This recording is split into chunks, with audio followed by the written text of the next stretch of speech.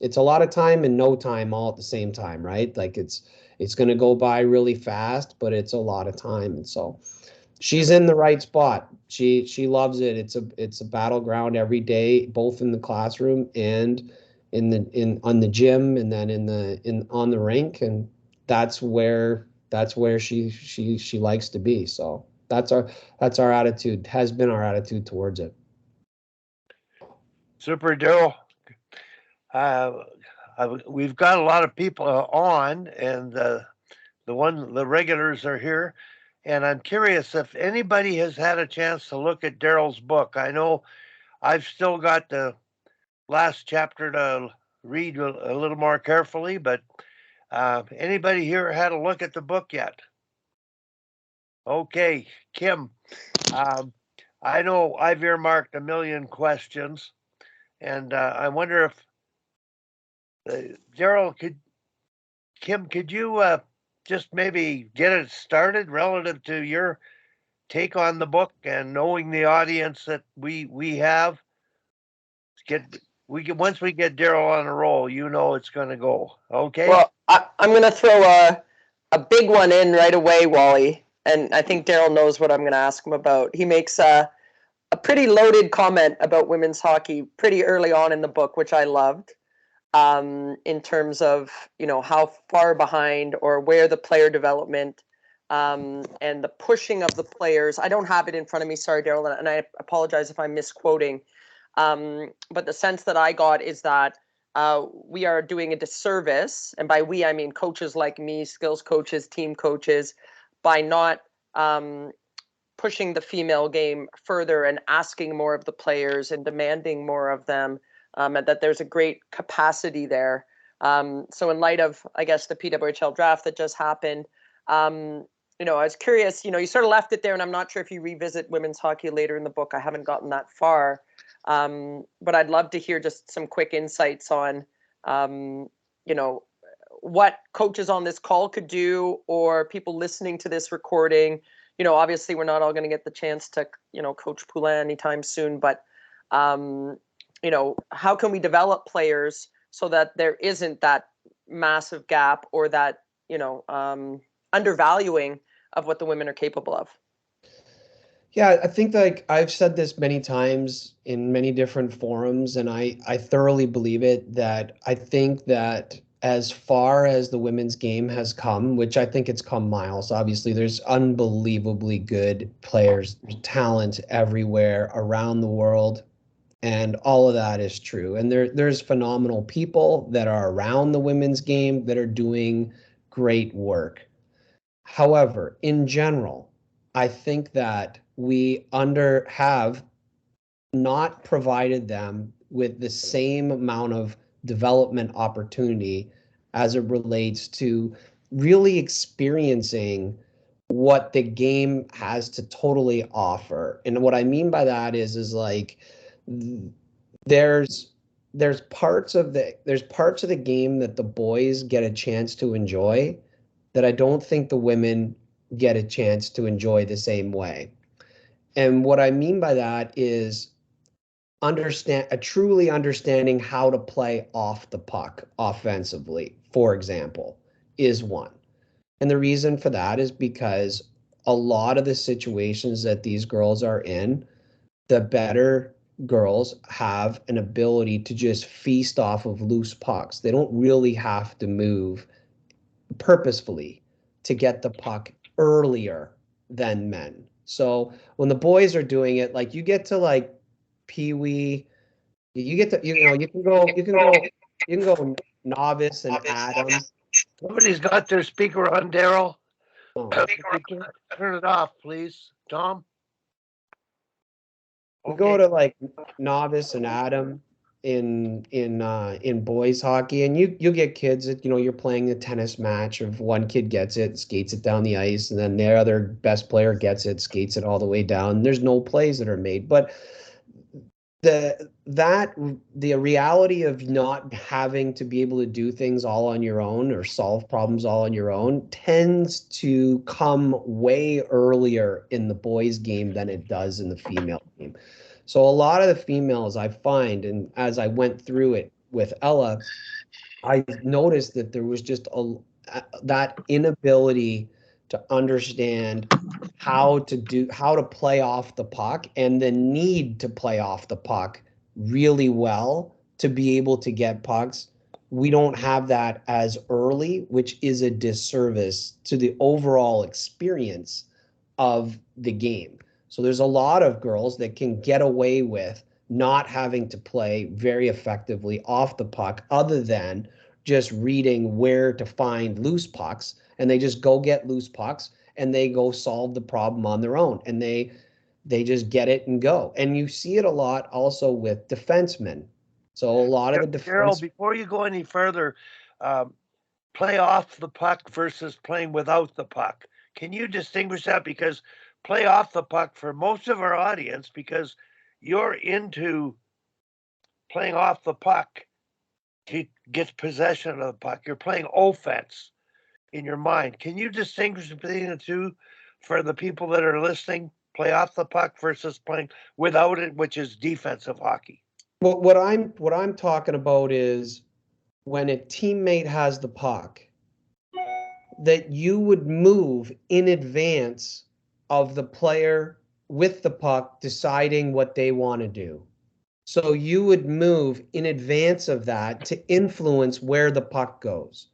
So, for example, if you had an offensive player who entered, was in the corner, say you have an offensive player with a puck in the corner with time and space, and you have a non-puck carrier who is in support of this puck, who is like the high forward. Instead of standing in the high forward position and just standing there waiting for this player to pass them the puck, that they would like move like towards the dot line and then start coming on an angle towards the net. So when they caught the puck, their feet were already pointed at the net. They were already a threat and ready to shoot. So they're doing things in advance of the puck to get it to maintain a competitive advantage. That's playing off the puck for me offensively, is like no moving in advance rather than. And when you watch a lot of hockey, what happens is that the puck carrier is the only decision maker. Everyone else is waiting for the puck carrier to decide what they're going to do. And then when the puck carrier decides, they move the puck to the next person, then that player starts to activate when they get the puck. They're not activating and moving purposefully in advance of the puck. That's what I mean by playing off the puck. And when you're doing that, like we talk about it as, in anticipating or, whatever. I don't think it's that. I think it's more of a player knowing where the competitive advantage is, preserving the space, and understanding the timing of the play, connecting visually with the puck carrier, and then moving so then they become more attractive to get the puck to. That's what I'm talking about. I don't see that enough. And especially in the very top players at certain ages, I want to see more of it. And I think we can coach that, we can teach it. I don't think you're going to get there with just playing small area games. I think that's part of the solution. I don't think that's all the solution. And I think as the players are getting better and better and better, the coaches are required to get better and better and better to service those players. And I'm looking forward to seeing more of that type of play, because then we're going to play faster. The puck's going to move better. We're going to get in more dangerous situations, and the girls are going to have a chance to understand how that movement off the puck contributes to really a much more sophisticated offense. That's what I'm talking about. So I hope that answers your question, Kim, but that's really what I was getting at. And I think what happens, just to finalize that point, is we get away with a small percentage of the team being able to decide the outcome of the game. So we just let them do that. Every so often, one kid just gets a break, makes a one-on-one move, takes it to the net. That's the game. And I think we get away with that for too long in the girls' development process to force us to develop these other skills, where I think the boys are forced to learn that more often, more like earlier, so that it does feed into that, and then they learn it, and then it becomes a little bit more of a sophisticated offense. And that's not to say that you can't go to a boys minor midget game and see a kid try to go one-on-one all game. I'm not saying that. I'm just saying that there's more evidence that that's occurring in the boys game earlier, that they're playing off the puck with a little more purpose than the female game. And I can't wait until that comes, because I really think that their mindset, as like the female mindset when they're playing, is built for that cohesive movement, and we just don't get it early enough. I think we rob them of that too by not getting that early enough. That's my entire point. Does anybody have any questions related to that? Well, I'll take another shot at it. So then that begs the question, and you've been around, high level women's hockey a fair bit, Darryl. There are players that, and we can use some names here, but I've been the privilege to watch them play. Victoria Bach, Darryl Watts would be two great examples, who are phenomenal away from the puck. I mean, they're phenomenal with the puck, but having coached against them in junior, they'd be standing miles away from the puck, and I was so nervous that someone was going to get it to them, and they would just all of a sudden jump into that space, that slot, that timing, instantaneously, and the puck's in the back of our net, and they seemingly came out of nowhere. And I mean, at the junior level, you can imagine how many points they scored. I'm sure you're aware, right? It's interesting looking at the PWHL draft. They fall pretty low down, probably for a variety of reasons I have no idea about, or some I have some idea about.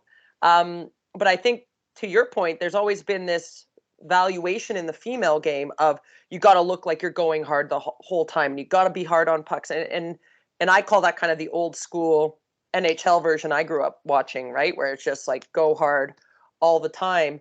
So I think that, sort of feeds into what you're saying, that these players, Melody Dow is another perfect example. I'm not sure why no one took her in the draft. I understand why she dropped out of the draft. But the IQ there is really, really high. So, how do we change people's mindsets in the female game, that it's not just go, go, go. It's not always a speeded up game. It's not always, look like you're trying really hard kind of game. You've been involved at the highest level of the women's hockey. Like, is that mindset changing, or is that something that still needs to be worked on? I mean, I think it still needs to be worked on. And I think that as you get more and more players, so it comes down to problem solving in when the environment when the environment puts you in a spot where you aren't able to do it the way that you've normally done it. Then you have to come up with other solutions. And I just don't think we create enough competitive situations where that's the case, where the players and coaches have to problem solve more often. We can just wait. Oftentimes, as the kids are growing up, you can see that they can just wait, and they can wait, and then eventually they're going to get a favorable puck that they can attack with. If they just wait long enough, there'll be a loose puck that they can jump on and go one-on-one, and off you go. And I think that we can, it's not to say that there's not players that don't do it. It's just, by and large, when you watch the games play, there, to me, is not enough like real like movement off the puck where people are doing it for where you can clearly see that there's a purpose. They're saving space. To your point, they're slowing down, or they're coming to a stop, or they move, they purposely veer off the beaten path so that they can preserve the space, and then at the right time they jump into the space to catch the puck, and then off they go to attack. And then when they get it, there was somebody reading off of them, that now when they get it, that person is then moving. And then when that person gets the puck, the next person is then finding a new place to be able to go. And you just see this happen in chains. And that's what I think we don't see enough of. And what you're talking about is there'll be a player here, there'll be a player there that really stands out, but we don't see like enough teams that are doing it, and you don't see enough like that. That's their identity. Where you will see a lot more of that earlier on and in the boys' game, and I think that when the female game starts to get more of this going, I think that it's going to be amazing. Like I'm anxious for the pro game to start. Like that's going to be an incredibly competitive league. Obviously, with just 6 teams and having access to the best players in the world, it's going to be difficult to go one-on-one and really find your way to score consistently. You're going to get maybe a couple that are way, but by and large, like you're going to have to move off the puck. Maybe that's what we need. We just need more like a league that we can watch, that girls can watch consistently, that female coaches can watch consistently, that people that are around the game can watch consistently, and then start to see the box. Well, that there's Bach, there's Mueller, there's Poulin, there's 5 or 6 of these girls moving off. Then you have defensemen like Bourbonnais who are unbelievable at their offensive game moving off the puck. And I don't know that watching every 4 years, 2 games that are really worthwhile watching, the game, the semifinal or the preliminary game where the US plays Canada, and then the gold medal game. I just don't think that's enough. Now with a professional league where it's incredibly competitive and it's going to be difficult to kind of play the way we've just been describing, you're going to have to do these other things in order to make play. You're going to start to see this bubble up because these girls, all of them are used to generating points and offense at such a high rate. And all of a sudden you're in a professional league where every day, every game is a dogfight. Yeah, you're going to have to problem solve. You're going to have to figure out other ways. And I think it's going to come from the movement off the puck.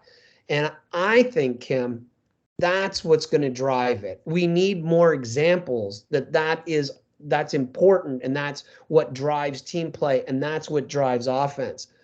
That's my hypothesis, anyways.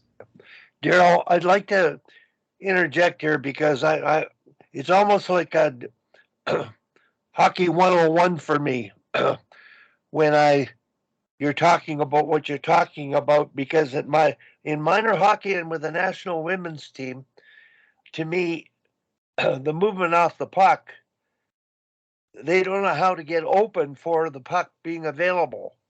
And all of the incomplete passes are often the excuses of the mistake of the passer. Mm-hmm. Like they don't know how to use each other and support each other, let the puck do the work. And that kind of thinking is really lacking. So I'm just sharing a story with you. I ran into Gina after the first period of a U18 black versus white tryout game. She asked me what I thought. Dangerous question. And I told her, Gina, we've spent our lifetime on defensive zone play. I said, forget about it. These girls are talented. They're smart. They're fast. We haven't even let them use their tools because we've overcoached them, overdirected them, playing without the puck. So she understood that very well and had talked to Troy about it. And I think the program at that level, they're beginning to allow them to think. And Kim, on the female side, they think more than guys because they want to know why. The female psyche needs understanding for what are we doing this for? What's the reasoning behind it? So I think the potential for the growth of the game is just endless on the female side. So I just wanted to share that. It's a great story, and it's a segue kind of to where I would go. One of my big criticisms as it relates to the development of the girls hockey is that we encourage them to pass the puck entirely too hard. We are constantly telling them tape to tape, and it's like a rocket. And then, of course, on the backside of that, we criticize them for not being able to shoot off the pass. Well, how are you going to shoot off the pass when the puck coming to you is a rocket? Like it's nearly a shot coming at you, and now you're trying to catch it or shoot it off the pass. So it's difficult to ask for both of those things. And so one of the things I think would be a great thing if I was coaching a team is I would try to eliminate the verbiage of saying pass it tape to tape and put pressure on the player to zip it in there and pass it hard. I would prioritize having players use pucks to space more and have them, because that when you pass it pucks to space, one of the things that it does is if the non-puck carrier, like the support player, if they don't know necessarily and they're not like reading in advance of where the puck should go, the puck carrier can help them go where they need to go, because the puck carrier just puts the puck where they lead them into the space. So if Kim and I are playing together and Kim is much more advanced in her level of understanding of offense than I am, and I'm watching her and I'm trying to figure out where the hell should I go, which a lot of that's what it is. They when they don't know where to go or they don't know what the puck carrier is going to do, they stand and wait, or they stop and wait, and then once it's decided, then they move again. What I would like to see them do is let's leverage Kim's a more sophisticated understanding of where the puck should go and have her put that puck into space. And then once I see the puck go into that space, I'm then going to skate on to that touch. And it makes it a lot easier for me to play with Kim because I'm not at her level, but I can play with her because she can lead me around the rink by putting the pucks into space. Now, what happens though is Kim, she sees me open. I'm standing there, so she sees me open. So she zips the puck right to my stick. Well, I'm not thinking about where I need to go. I'm standing waiting to see what she's going to do. So there's no thought process. I'm waiting to see what she's going to do. Next thing you know, she zips it on my stick. So I'm not getting really any better. I'm not having to read or think off of Kim. And the more that we get Kim to move the puck into space, for me, you do it over and over and over again. Like you do that 3 or 4 times, and I'm a pretty bright kid. I'm going to look and I'm going to go, okay, like we get in these situations, she's probably going to put the puck over there. So I start skating in advance, knowing she's going to put the puck into that area. But if we constantly tell them to just go tape to tape, zip it, zip it, zip it, and we pass it hard, pass it hard, pass it hard, it is a direct discouragement of me having to read off of Kim and try to anticipate where she might put the puck. I'm just like holding the stick with both hands tight, making sure that when she does zip it on my stick, I don't lose it. So I hope that makes sense, but that might be a way around it, is like, let's stop asking them to pass it so hard. Pass it softly into space and get people to skate off the puck and have the speed of the play not be how fast I can pass it or how hard I can pass it, but how well I can move off the puck to get it. And that's not to say, again, that every pass should be done that way. I'm saying maybe it's 6 or 7 out of 10. 6 or 7 out of 10 pucks could probably be passed into space and lead someone. And then there's 2 or 3 where, you know what? Hey, it's a 2-on-1 and you got a kid driving the net. Yeah, I probably need to zip it in there. Or, you know what I mean? Like, I think that's something. Or, I'm under a little bit of pressure and I got to move it to my partner. Maybe that's a pass. I got to zip it over there.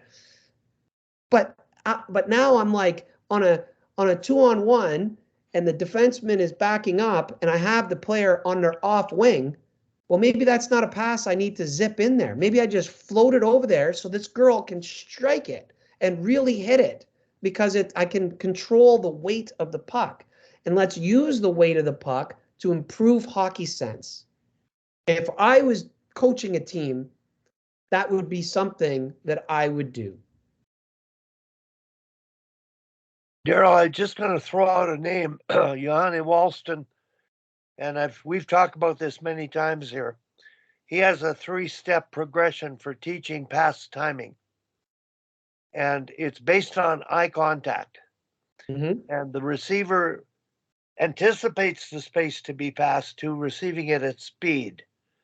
But he goes through a series of stationary passing progressions with numerous pucks where you have to have eye contact. And then he goes through give and go with the coach to take a shot. Who keeps his head down? You have to have eye contact. The connectivity of the passer and the other players on the ice is sort of the glue to connecting everyone. And right now, they get the binders on coast to coast at this level and watching double A hockey here and triple A boys hockey here. That's it. And when they run out of space, then they start to look and they usually turn it over.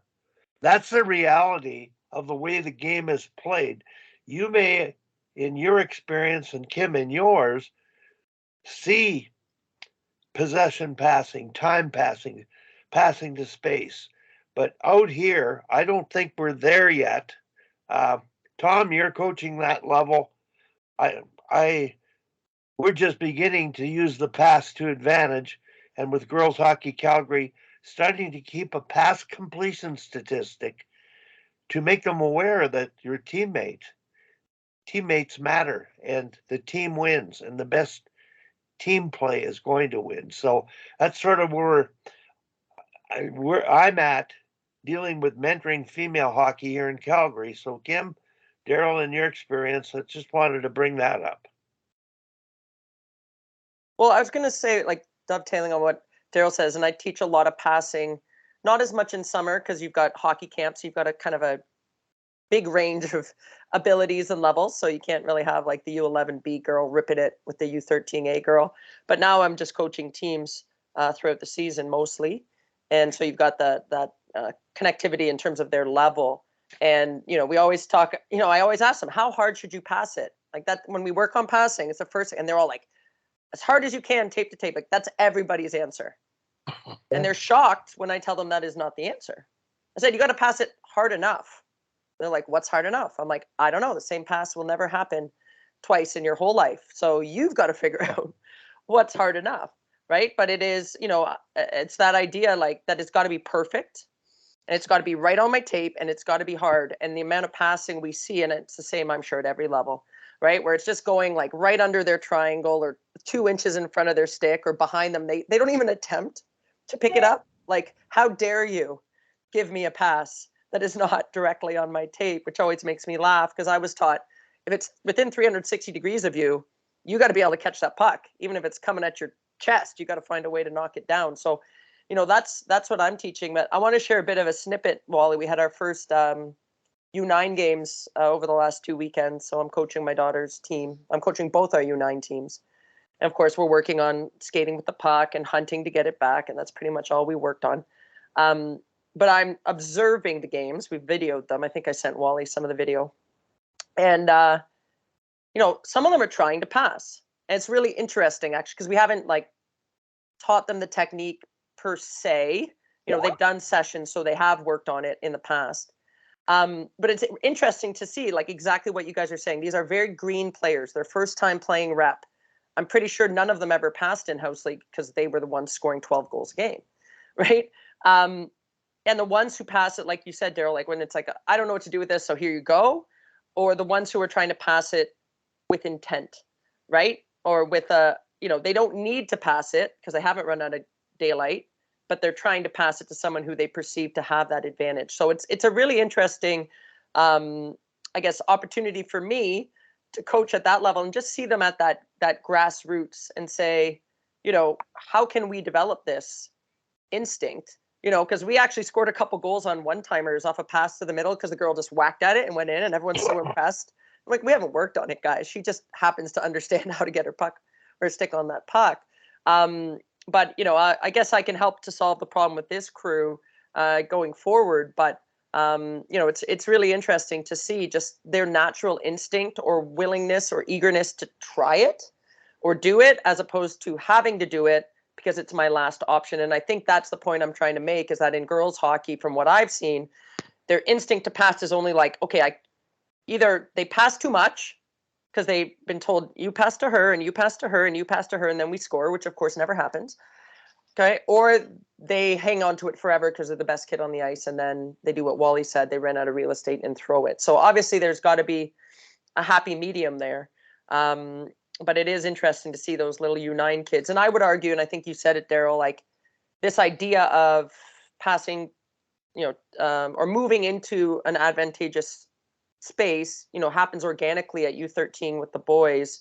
Would you suggest that that would be, where you would really start to hammer that home with the girls in order to even the playing field, I guess? Or would you even start it earlier because the girls have this natural inclination, like Wally said, to want to know why and to understand the game? So when would you start to infuse it if you had this little team of players that you got to coach all the way through? So, like, one of the big awakenings that I had was I always wanted, I wanted to teach kids when they were able to understand concepts. So in my mind, I felt like that was somewhere around 12 years old. Some of them may be a little more advanced, so let's say 11. Some of them may be on the backside of that, so maybe 13. So in that window of 11 to 13, I'm like, that's when they're less egocentric, where they're only kind of concerned about what's going on in their own bubble, and they can maybe pay attention to what other things are happening, and you can talk to them a little bit and more concepts and talk about being able to see other things. And now I don't know that that's true. I think that maybe it is earlier that you can start these processes. And I tend to think that, especially with girls, that it probably is earlier. And you can probably introduce a lot more of this stuff. And, it doesn't have to be like all of it. I think that there is a progression of these concepts that go along over multiple years that you're trying to get. But in the end, I think if we have a better understanding of where we're trying to get to, we're trying to get to that the person off the people, not the person, people off the puck are going to move with a purpose, and they're going to try to find the way into a space with timing, and that the puck carrier is going to be able to see that intent and be able to deliver the puck there with the right weight so that the person is able to do what they need to do with it. If whether it's striking it off the pass, whether it's a catch and shoot, whether it's just coming up the ice, or whether there's a defenseman there and you got to zip it in, like understanding the weight of the puck. So I think that you can do this stuff. In my mind, I the more times I put a window on, or a ceiling on it, the more that ceiling ends up getting blown up in my face. So I'm less inclined to say, yeah, between 11 and 13, that's your window. I think that's when you can get into like some really interesting things, because now you do have a much more mature mind of a player that you can, and they have some experience. You can draw on some of that. So yes, I think you can get in, but I don't know that we need to like hit them with all of it at the same time. I think you can, as they get started, you can start to gradually piece in some of these things. So I'd be inclined to, if I was doing it, I would sit down, I would build out a progression over multiple years of 2 or 3 of these concepts that I would want to have gotten done each of the years, and kind of extrapolate that out over the duration of the time that I was expecting them to be there. So if it was 5 years or 7 years or however long, and then I would try to endeavor to have that be a step-by-step process. And then I would for sure have a situation in which a group would take on the concepts much faster. And instead of me doing 2 or 3, I'm doing 5 or 6 with that group, because they just get it and they get some momentum and then off they go. And so I would have allowance for that. Hey, if they're doing it, let's just keep going. That's kind of my approach now. I think your 11 to 13 window is a time in which I think you can really do a lot of damage in terms of really helping them. I think that that's a really big window, but I think there's a lot you can do before that.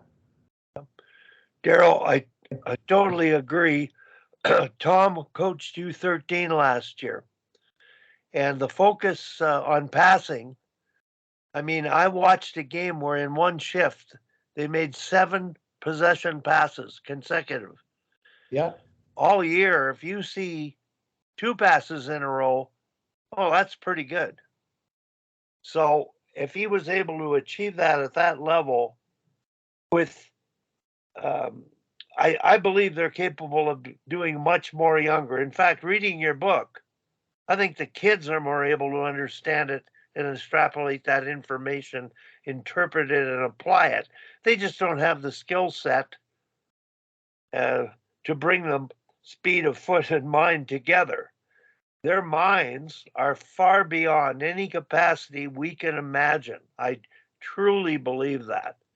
I'm with you. Like I said, I've put a lot of ceilings on every player that I've worked with over the years and groups that I've worked with, and I've had like a hypothesis of like, okay, this is what I think I can do, and then you get into it and you realize like I've sold this short. Like I should have maybe, not been as laid it out so um, simply. I could have maybe challenged them, and where that came from for me was the asking of questions while I was on the ice. So like I guess where I ran into my biggest problems in these types of regards has been when I've been more assuming and then just ran my practice. I assume what I think they know based on their skill set, and to your point, the ability, the coordination that they have, and then I just don't factor in that maybe they can understand more than they can physically perform. Until I went to the line and asked the player, "Hey, that was an interesting play. Like, what were you trying to do there?" And then all of a sudden, boom, they give me this answer, and I'm like, "Whoa, I didn't expect that." And it just puts you in that space where you're like, man, like maybe they understand more than they're physically capable of at those given times, because the trouble with our sport is you got to learn to skate. You got to be able to skate, and so that kind of like restricts sometimes the learning of skating, and then figuring out how to skate, and then you got the puck and the stick and people, bodies, everything's flying around. Like it takes a while to kind of sort that out physically, like just physically understand the body position, where to be on my skates, the edges, controlling the puck with tempo, and then being able to get my head up while all this is going on. Like that's a lot. It's not just running and walking and all of that. It's different. And so I never really factored that in enough, that, maybe they understand more than they physically can do. And maybe we should be planting seeds of these things earlier on. And then when they get more physically capable, you've planted enough seeds that then you have a chance to then take off. But I'm less inclined now to put ceilings on what they're capable of. I just look dumb. I just do. They always tend to overshoot my glass ceiling, and they just burst right through it. Darryl, when you work with the best of the best, um, how have they raised the ceiling for you for themselves? Well, with the best, there's a lot of unlocking of physical capacity. Like they have a lot more skill and physical capacity than they have utilized. They get to be benefactors and victims all at the same time of um, of of success. So because they were successful, they use these same patterns over and over again. And because they were successful, why would you change? And then what happens is there's other physical capacities and mental capacities and the ability to combine skills that really pop. So when you start working with those players, and the thing is trying to combine skills together in different, more unique ways to expand their understanding of what they're actually capable of, and then where could that be applied. So a lot of my work in that regard is to kind of reveal, like, hey, when you come out of that crossover, you could go into like a back cut off your outside foot. Like you could cross over, and as you cross over, you could get to that inside edge of that foot.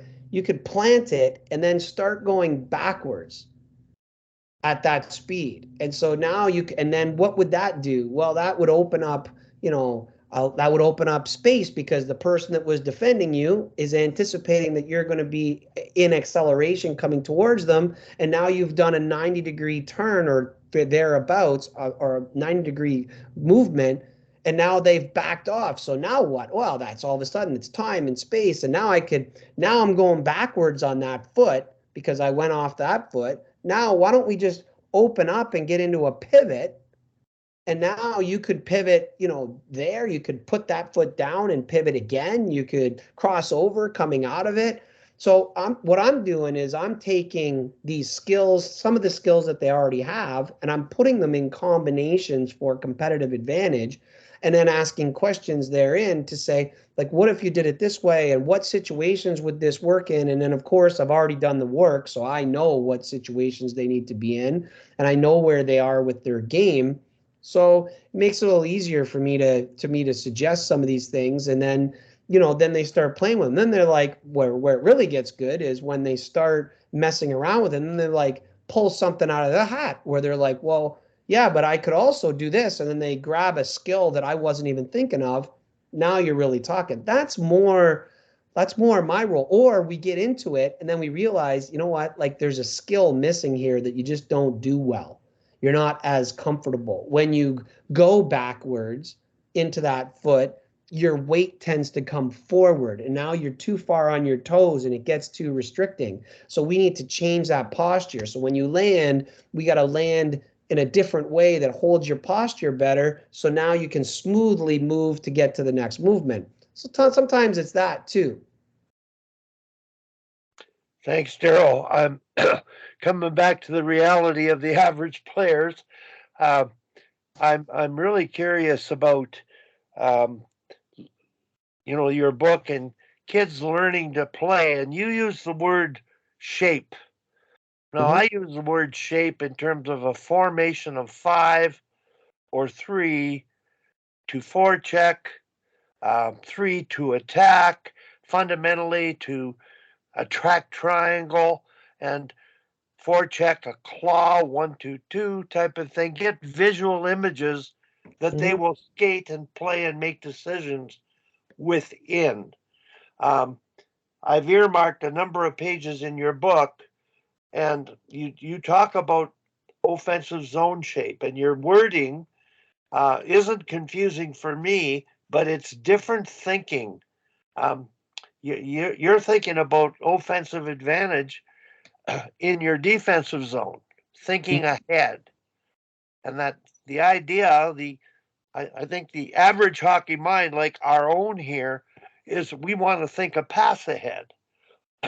Well, you want to think getting the puck ahead to making the pass ahead.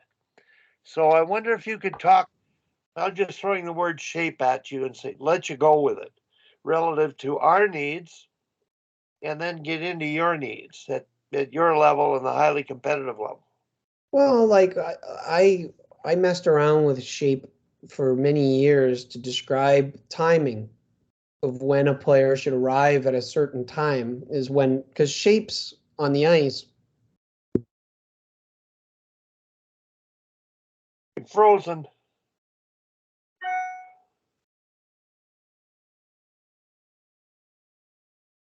Everybody frozen?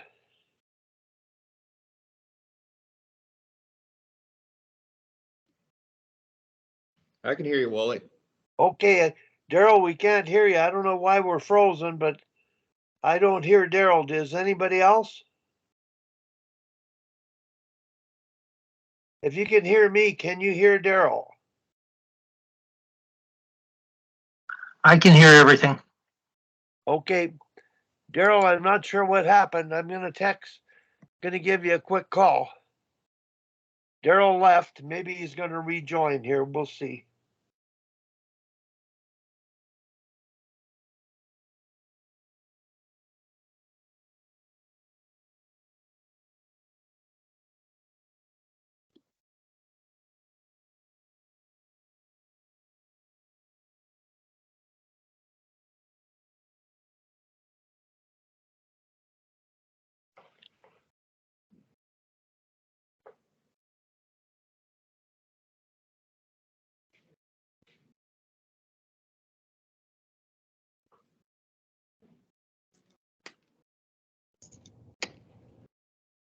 Sorry about that. Can you guys hear me? We got you now. Yeah. I don't know if you remember the question, So Darryl. out here. We're The talking power about went out here. Sorry shapes. about that. Shape. Yeah. So like shape. You want to use shape and help players understand where they need to be at different times is basically what it is. And by understanding how a shape moves, you can then have more of an ability to anticipate where you need to be next. And so by using the word shape and describing it all the ways that you described it, triangles and claws and all of that stuff, five on a die, those are all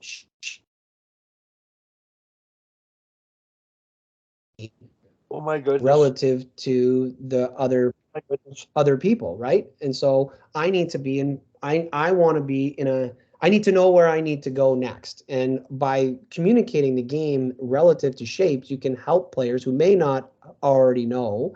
It helps them understand where they should go next. And it feeds into what we were talking about earlier, which is movement off the puck at the pace of the puck, not the pace of the players. And so if one player is carrying the puck and everyone else is standing still, then the play game is being or not moving purposefully, then the game is going to get played at the pace or the skating speed of the player who's on the puck.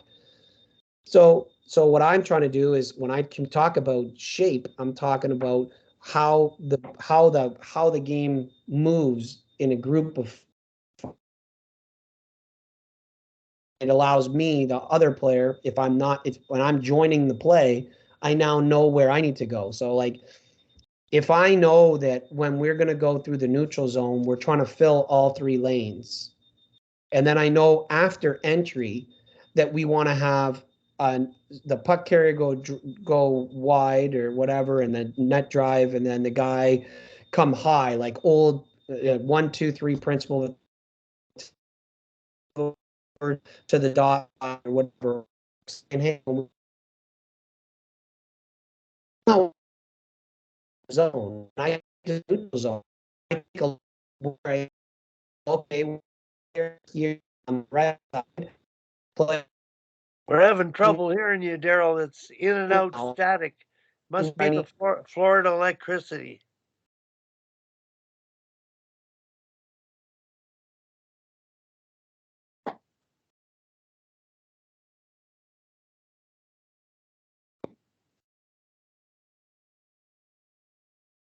Tom, can you hear me? You're off, Tom. Try I again, can't hear Darryl. you. No, There, I'm. you're on I can, again, Darryl, I think. sorry. Okay, good. So Good. I don't know what did you hear?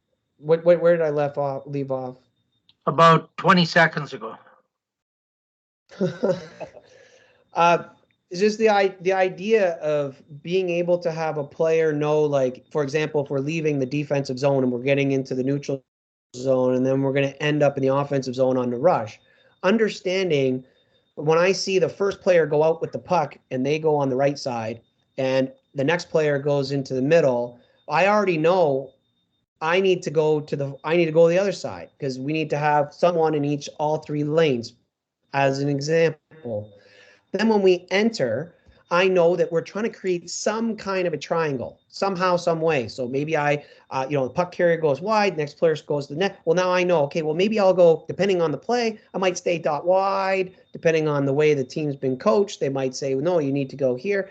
But I have a sense now of where I'm supposed to go next. Then the puck ends up in the corner. Now the puck up in the corner, and I don't have the puck. I'm the furthest away from it. I'm over on the other dot. The puck's in the other corner. Well, where am I supposed to go? Well, I look and I see the puck carrier on the puck. I see the other guy at the net, and then he goes to the corner to help support. Well, now I know what we trying to take. We need a third man high. So I got to get over here. So I already now know. It helps me navigate where I need to go next with that movement off the puck. It's so important. And that's why I use shape. And I think when we teach the game in shapes, it helps with movement off the puck, which improves the player's ability to pass the puck, make plays, and all the things that we were talking about earlier. Darryl, and the part of your book where you in the offensive zone, we have a F3 high and 2 low attackers, and you're numbered 1, 2, 3, and then your defense are numbered 4, 5, and you had them shifting shapes, and I was thinking, yeah, number 4 could be number 1. They're going to trade off, and there's constant flow and movement relative to space available, space being created, and reading off one another. This is where I feel the NHL has made the biggest jumps in terms of interchange of positions in a coordinated, cooperative way that's really hard to defend. And I believe, working with the girls I'm watching and U15 and U18 level, especially at the U18 AAA level, they are capable of doing everything you describe in your book. I have no doubt about it. And just the fact you've referred to 2 triangles in the offensive zone and the movement pattern in that chapter of the book, that's something that I'm going to share with a number of coaches who have players that have the skill sets and the intelligence now to go to that level. So I wonder if you could elaborate on that, and you know the part we're talking about, I think.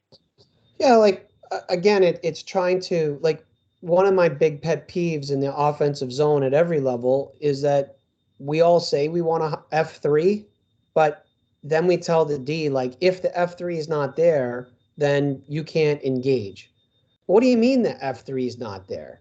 That F3 is going to be there because as soon as that F3 leaves, we now need a new F3 that's rotating up into that position and taking that position. So if we, in my mind, having in the offensive zone, your F3 as the connective tissue between the 2 triangles, a low triangle and a high triangle, and you say like F3 is there no matter what. Like you don't need to worry about it. And it doesn't have to be the same kids standing there in the F3 spot. We want them rotating. And when they come down, the next person comes in. What it does is allow your defenseman to read the play and be more active. How many times does a defenseman get beat on a pinch because they hesitated? That's pretty much the number one reason why a defenseman gets beat on a pinch. It's one of 2 reasons. Either A, they shouldn't have left in the first place because it was not a play that had much of a percentage to win that thing. Like there was no way that the conditions of that play required a pinch, so that was a bad decision. That's one. Or they hesitated and then they went, and in that hesitation, that was the time that was needed for the puck carrier to get the puck and beat the pinch. A lot of those hesitations are due to the fact that they are not trusting that an F3 is actually there. So I'm saying on our team, you don't need to worry about it. F3 is there. And if you get beat on the pinch on the latter, not the former, where sometimes you can pinch and it's just a poor decision based on the play and there's no business for you even trying to do such a thing, fair enough. Let's set that aside. If it is a decision and there is an opportunity for you to go in and activate and get involved, whether it's a pinch or activating down the wall or getting in these different spaces, if there's an opportunity for you to do that, well, then you should do it. But we don't need you to hesitate because you're looking to try to see, well, is F3 here to help me? No, F3 is going to be there because that is what we do. And I think the adherence of F3 and making that a major part of the way in which you teach the shape, and that's a bit of a non-negotiable. We have F3 and that's it. I think that goes a long way to helping everyone engage and reduce a lot of these hesitations. And that's why to talk about those 2 triangles and how they're connected by that F3. And what I'm suggesting, F3 is there. It's not even a question. It's not even a question. They're there. They're rotating up, and they're coming up there with speed and purpose. Okay, Darryl, I want to make the point. Um, I really believe that there's sort of a progression of teaching to pinch or not to pinch. Oh, pinch the far side only. Don't pinch the overload side. But I have just learned recently, and it was last year or 2 years ago, working with Tom. If the defensemen follow up, then don't play on the blue line. Play inside the blue line. On the puck side, you're at the ringette line. F3 will be there. If you're not at the ringette line on the strong side, F3 won't see you. And the idea of F3 is going to I be think there most is dependent on the D being activated sooner and feeling comfortable with it. I think it's a no-brainer.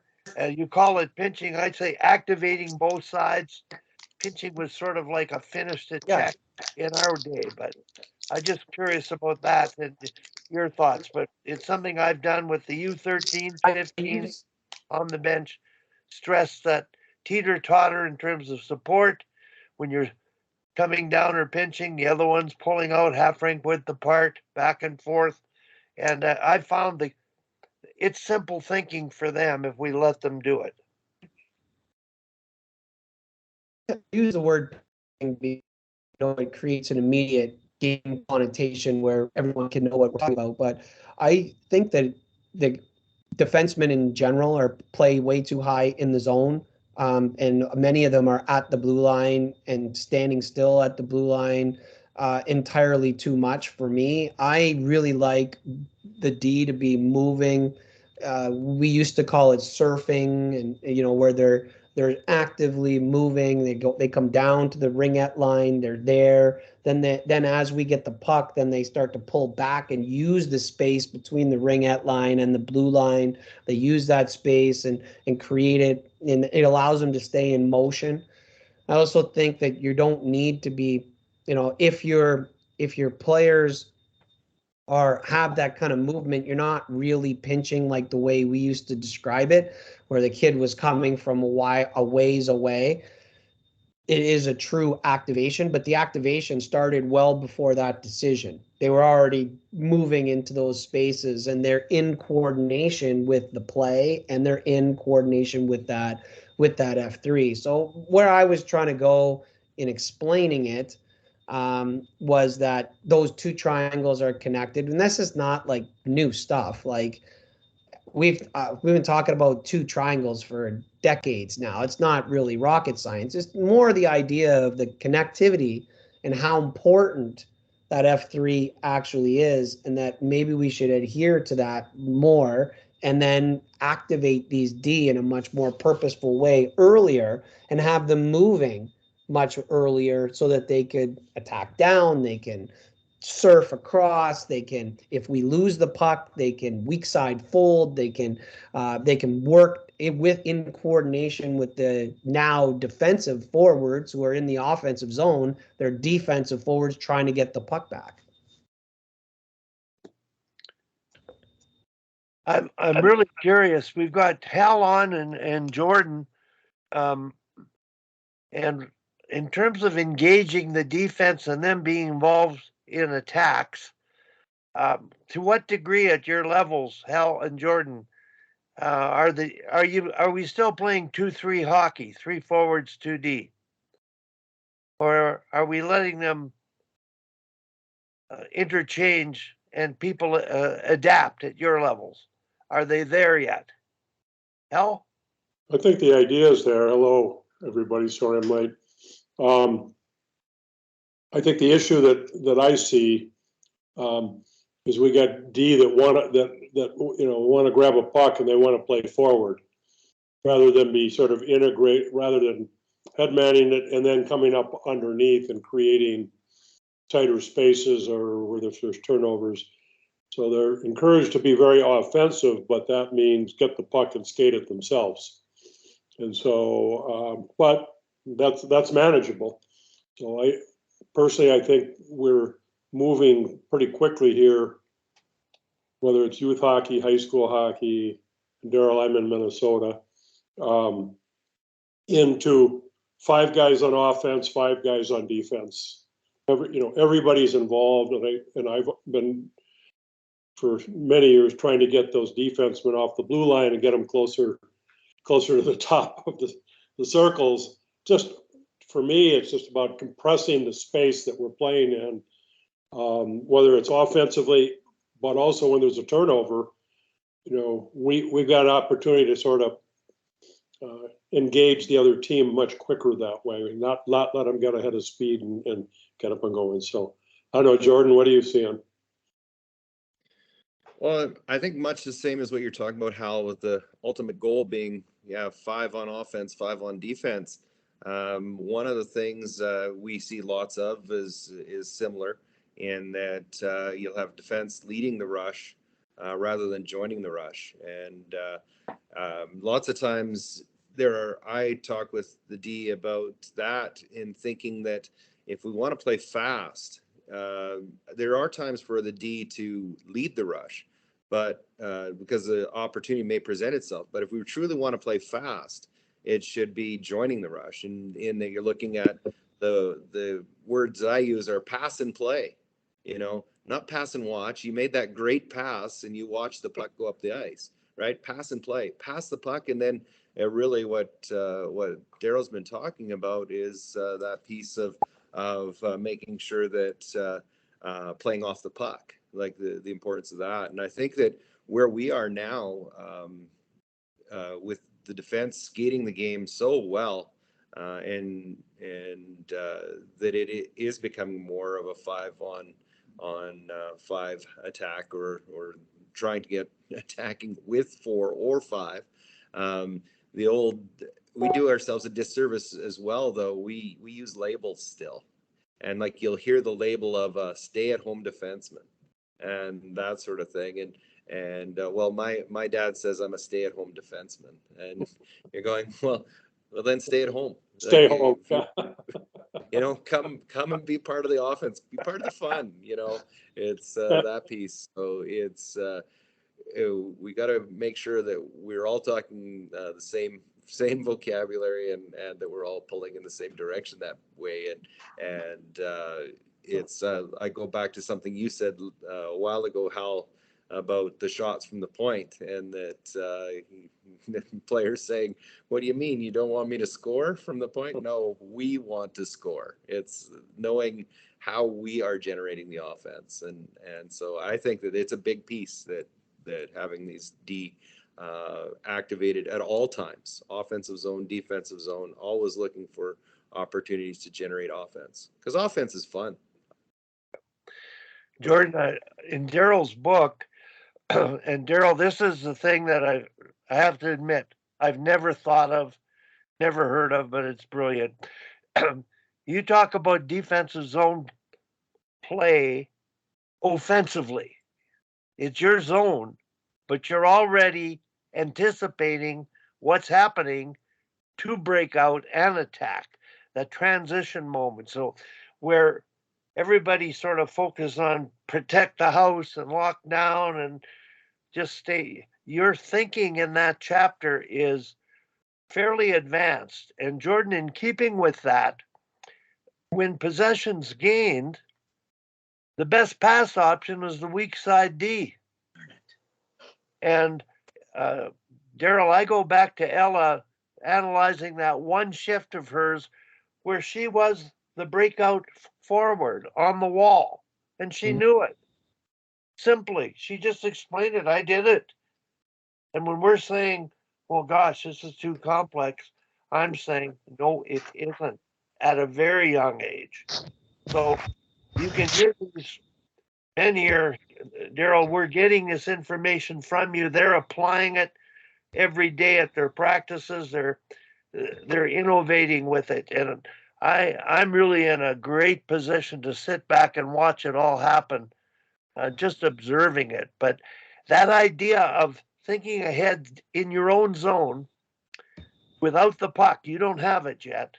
Can you elaborate on that, and then getting it into the attack where there's that interchange? It's not the forwards only.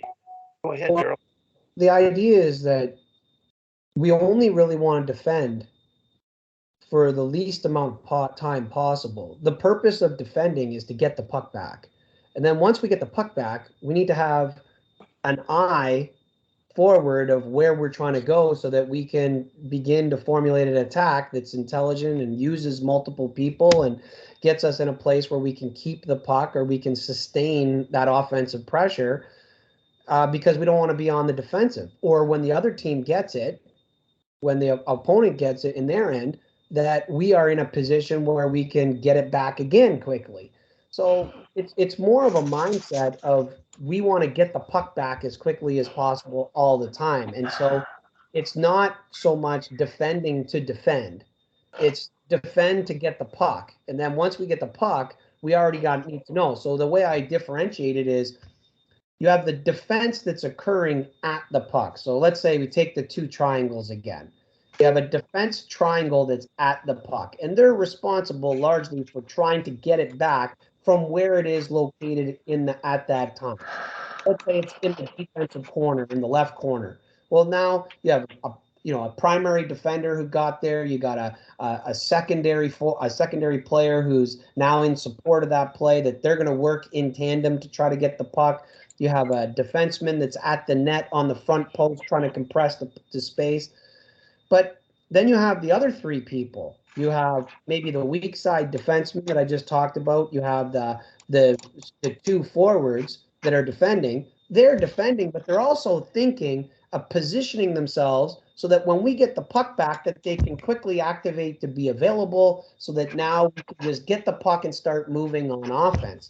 So I don't think it's really all that groundbreaking in the sense of, like, the best time to organize your defense is when you're on offense, and the best time to organize your offense is when you're on defense. Damn it. And that's a really important distinction as of what you're talking about, is trying to get yourself in a space where you're teaching a mentality here of how we're trying to operate. And I think that's what the book is designed to do. It's all about getting the puck back.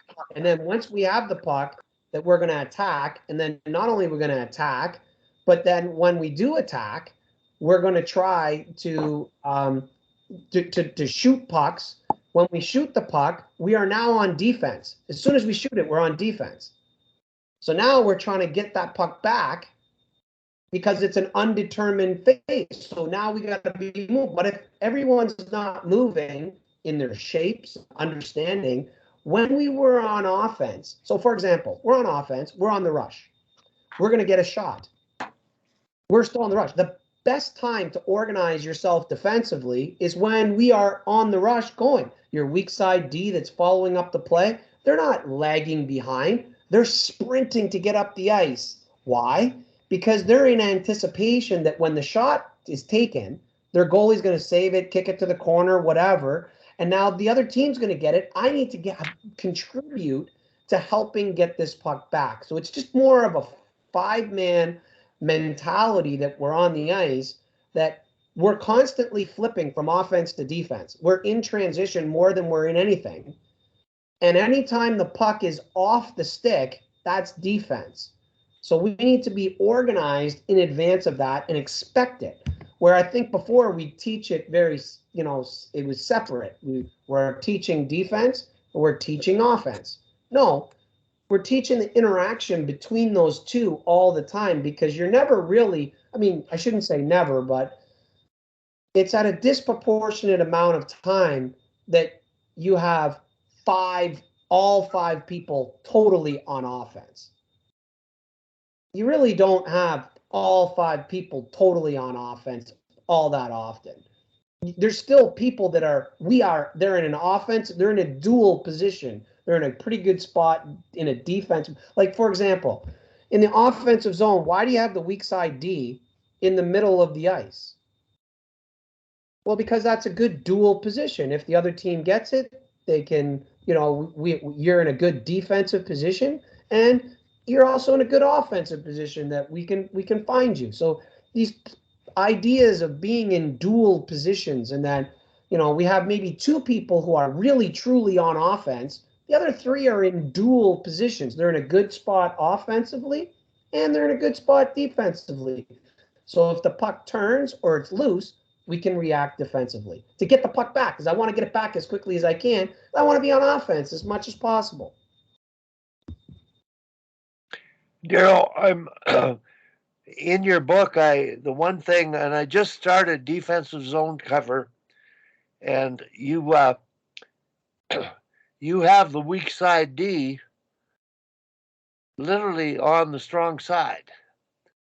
You cut the shape down, and in minor hockey, and this is for everybody else, we talk about protect the house, which is shrinking, defending, and we use the term man on box behind. You use the term dice, and the idea of the man on is it's like you can read the man on and support. So the progression of defensive transition, when I'm getting out of everything the way you've positioned, tighter, faster, sooner, turnovers, better, and doing something with it. I'm throwing this at you, Darryl. I'm going to throw everything I know about D-zone cover out the window. And I'm simplifying it to, if they have 1, you have 2. If they have 2, you have 3. They have 3, you have 4. And I really believe that that's the outnumbering to spontaneously react to with space and time at the transition. Your thoughts on that? Yeah, I think it's an effective way to teach, because then you can say, listen, when we have, let's say they have 2 and we have 3. So what happens when we get the 2 pins on the wall? Like, what's the third person doing? Like, what's their job? Well, their job is to make sure nothing gets passed through them to the other side. Number 1, so they get stick on the ice. They're in anticipation of any pucks that might get passed through them. But they're also looking for loose pucks. They're looking for pucks that are going to get bumped into space that they can skate onto, because they're in effect the transition piece. We have 2 people who are focused on defending, trying to get ticks, get the puck loose, get a pin, get a contact, try to do anything to disrupt or this offensive team. And then you have the third person who's involved with now the next triangle that, hey, that puck comes loose, you're jumping on it or you're involved so that we can get going the other way, get on offense. So, and you can do the same thing in the offensive zone off the forecheck. You could do you could have a very similar approach. We're trying to get there and outnumber and then the whatever the extra player is that's involved in that play, that's where we're trying to go with the puck. Like you're trying to just, in the book, what I was trying to do more than anything is create thoughts towards how we can communicate things a little differently. It's really all I was trying to do. Hal. No, I love that. It's the challenge with younger players is that when they go to the corner as defenders, they're all trying to get, all of them are trying to get the puck rather than to contain and shrink the space. So actually I've got a video on this on YouTube about the shrink, and it's about body position and pushing the opponents towards the puck. And then that extra player is just hunting. They're hunting for that because it's going to come up the wall or it's going to go around the backside. I mean, it's one or the other. Mm-hmm. And then they just take off and go. But with younger players, they all want to go and get their stick in there and get the puck rather than to play the man and pin him on the wall. Older players, they get that pretty easy. But I'm going to be teaching you somethings this year. We call them peewees. You 12 and 11-year-olds. So it'll be interesting to see how, if I can teach them to do this, because it's very effective. It's super effective. I would be shocked if you weren't. I would be shocked if you weren't able to teach it. I think that it comes down to how you communicate it, of course, and yep. As long as they understand what you're trying to do and why, you can pretty much teach them whatever you want. And I get excited about it where, you understand the tendency of the age group.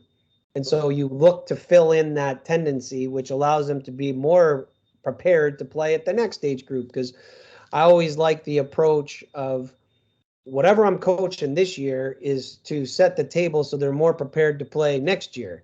Correct. And so, these ideas of learning how to use your body a little more effectively and, maybe you don't rush in there in a straight line. Maybe you got to come in on an angle. Maybe you have to have better stick position. Maybe you got to go stick the puck first and then finish the body. Maybe the guy with you has to work with you. Maybe the two of you are trying to do, like, maybe you're going to kind of like lead them into the contact. Like, maybe your job is not to finish the check. Maybe it's to kind of, he's like treat him like he's like you're herding cattle, like just kind of like lead him into that small space where he realizes he's got no space. He might come to a stop himself. You might not even have to hit him to force him to stop. He might stop and turn, make your life easy. So all those like awakenings of how we can work together and what the purpose is, I think those are all really good things. But in the end, I don't like it personally when we teach defense to play defense.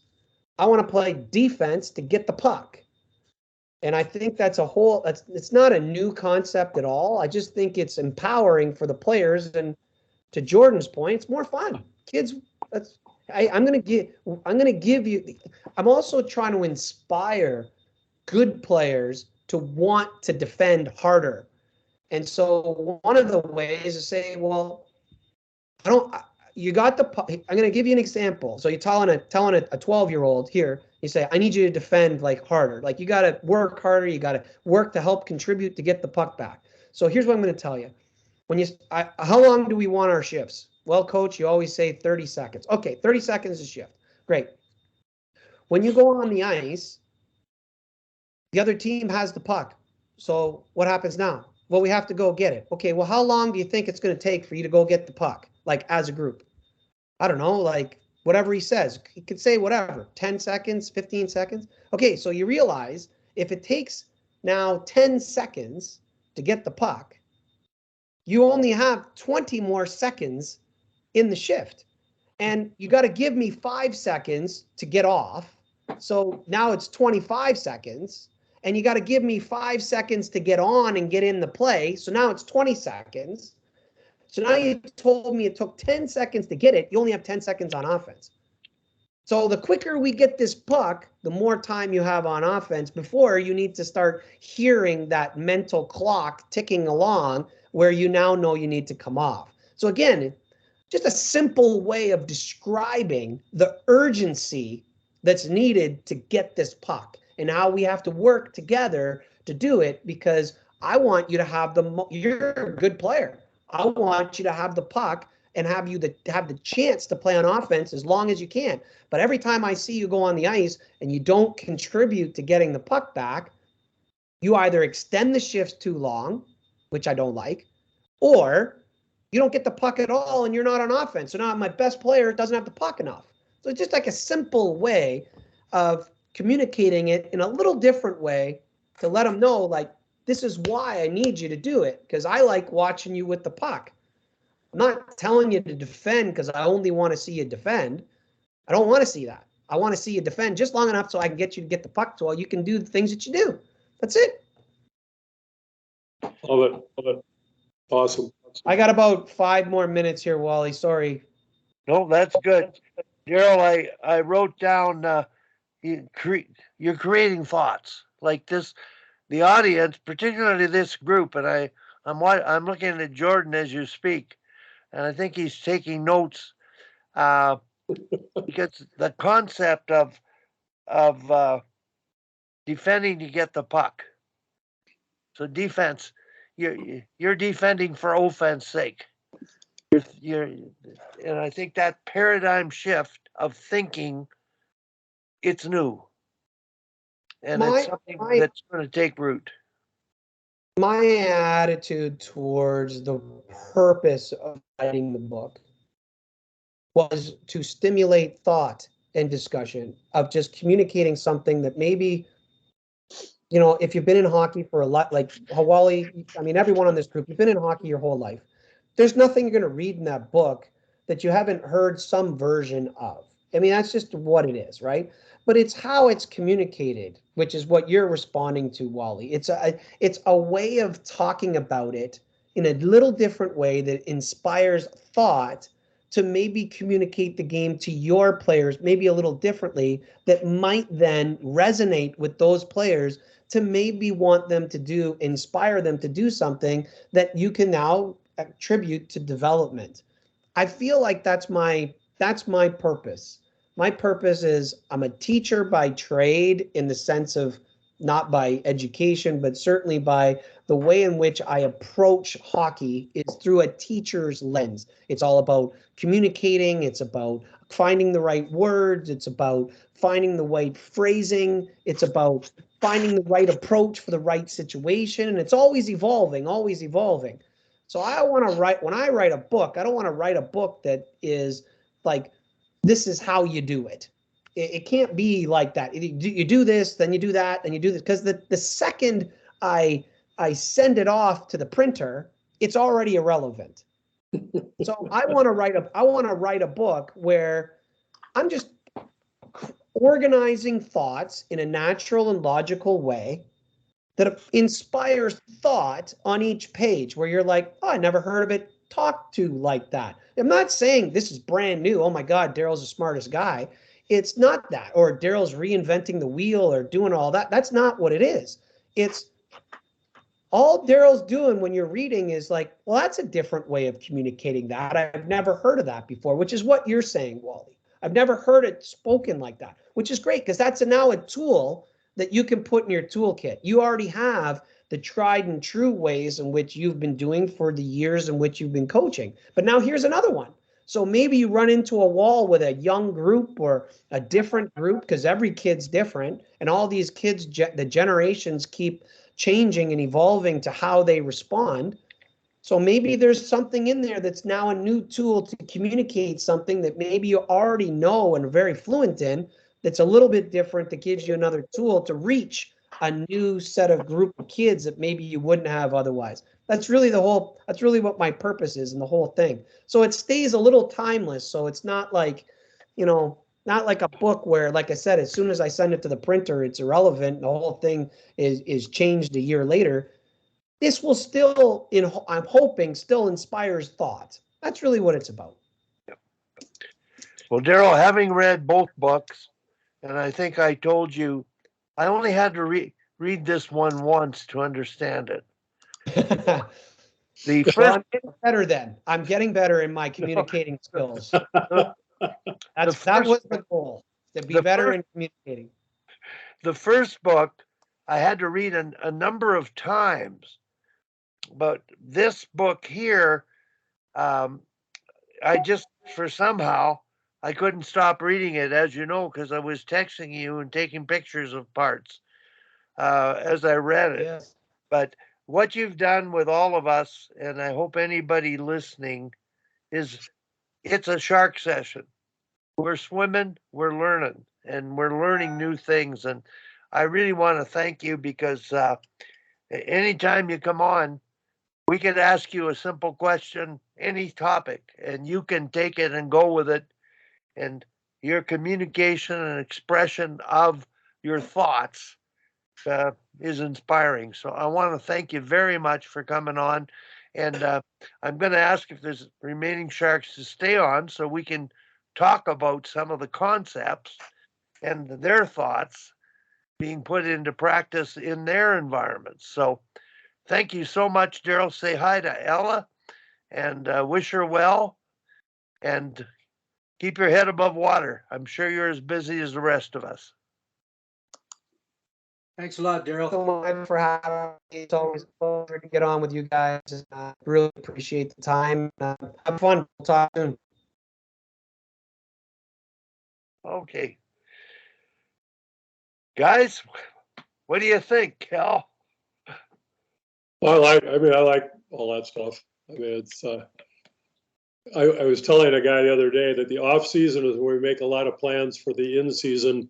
And when the in season arrives, and we figure out what our team can and can't do, we have to change all of our plans. But I'm more of a I don't know I don't know how to describe it, but I like to teach kids sort of the concepts and for instance, a lot of teams spend a lot of time on power play. Yeah, but power play is a skill. Successful power plays require a high level of skill, and not many teams have a high level of skill. And then, depending on how it's defended, everybody slows down, and so if you get 4 power plays in a game, you might score a goal statistically. You might. So I look at it as how much time do I really need? How much time am I going to spend on this out of my 60-minute practice, hoping to get. And it might not, you might not even get 4 power plays in a game. And so I try to. They say, well, how should we play? I said, just play hockey. Just outnumber they got 1 less player. Just outnumber them and get the puck to the net, and let the kids figure that stuff out. I think penalty killing is very important because if you can block 8 shots, you've saved a goal. So I'm big on just blocking shots and forcing the other team to keep it on the outside. And I like to use a lot of pressure. So I don't know. I mean, I don't want to over orchestrate the game for the kids. I want them to play it and play hard. I'd rather have them make mistakes of commission rather than omission. I don't want them standing around and have some guy just walk around them and because it just isn't bad. It's not good. And Darryl stuff I like a lot. I align. I'm sorry I got in here late, but that stuff he's talking about on offense and defense, it's right everything I believe. And is his book on Amazon? I believe so. Yeah, So I'll check and see. If it is, I'm going to buy it. Yeah, Belfry offense, is that what it's called? Belfry offense. Yeah, and so and I'm going to suggest our local program buy one for every coach and give it to them. Well, when I read it, I think it's in a way he described things in such a fluent and unique and detailed fashion, and they're all valid. But when you and Tom talk, I think you say the same thing. It's simpler, like outnumber them 1 on 2. What do you do after that? Well, you take advantage of the space you got and use it. Doesn't matter what position you play.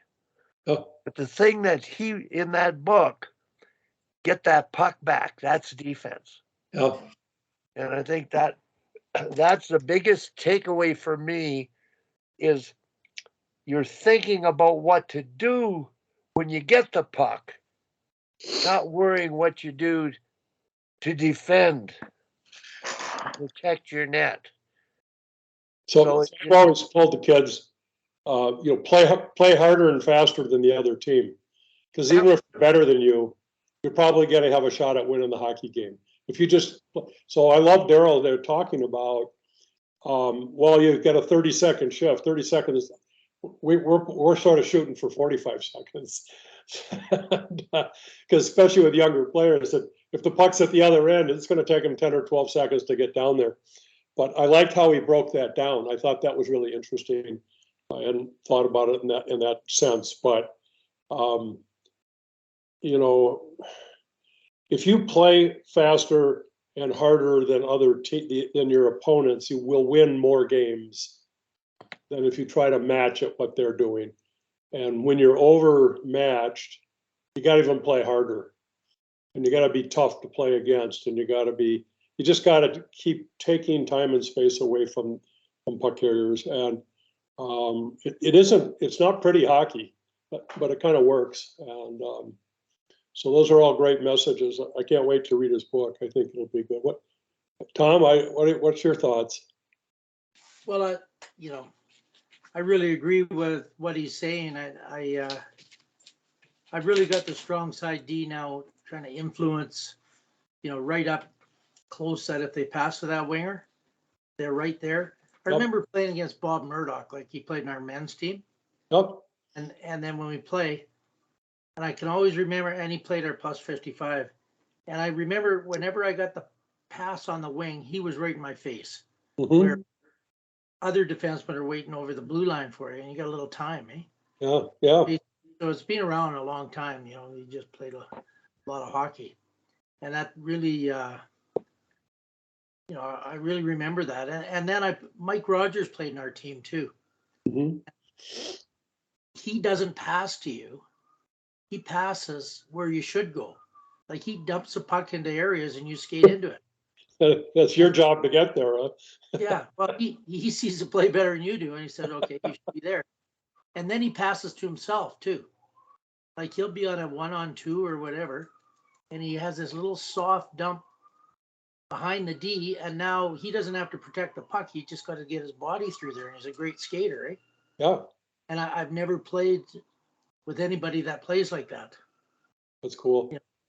And he got over 100 points a few times in the NHL, and he's not a very big guy, and but just clever as can be. So what Darryl said, and there used to be an article, "Here's How by How," on Sunday mornings in the paper, Okay. and he'd write some different things, and about how hard you pass, Oh. and he said the very same thing. He said, if the player's wide open, you don't have to pass like 100 miles an hour. Right. Just a firm pass flat on the stick. Yep. Sometimes you got to get it through there quickly, then you pass really hard. So, it depends on the situation. But while we're in this call, I got a couple of emails. Well, first of all, what they got us in this tournament in Kelowna in the Okanagan there, just pass trail there, in 2 weeks from now, which would be kind of neat.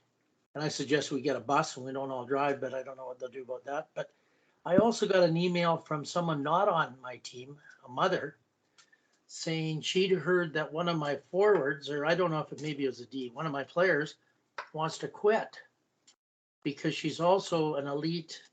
I think it's this speed skater. She's got to go train for that and our team. And it's just too much because we go about 5 times a week. Yep. And I imagine if you're, maybe it's another sport, but she's the only one I know that do things at once. So I said, well, thanks for letting me know. Hopefully she decides sooner than later so we can get a replacement. But yeah, so that's one of the things that happens in the that my team, what I have is I have 3 exceptional offensive defensemen. Mm. And they can go through the whole team.